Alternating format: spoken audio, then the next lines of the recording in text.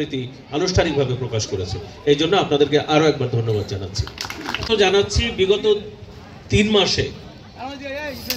3 মাসে মহিপুর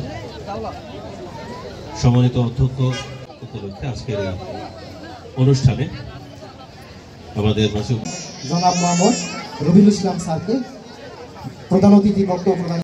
শিক্ষা ও সংস্কৃতি রক্ষার ক্ষেত্রে যিনি অক্লান্ত পরিশ্রম করে যাচ্ছেন অতি গুরুত্বপূর্ণ বক্তব্য রাখার জন্য। এবারে আমি সংস্কৃতির কলেবর বৃদ্ধি পাক, আমরা যারা বাঙালি আমাদের সংস্কৃতির সঙ্গে অংশ হয়ে গেছে এবং বাঙালির সমস্ত সংস্কৃতি রক্ষার জন্য সাফল্য কামনা করছি। সকলকে ধন্যবাদ।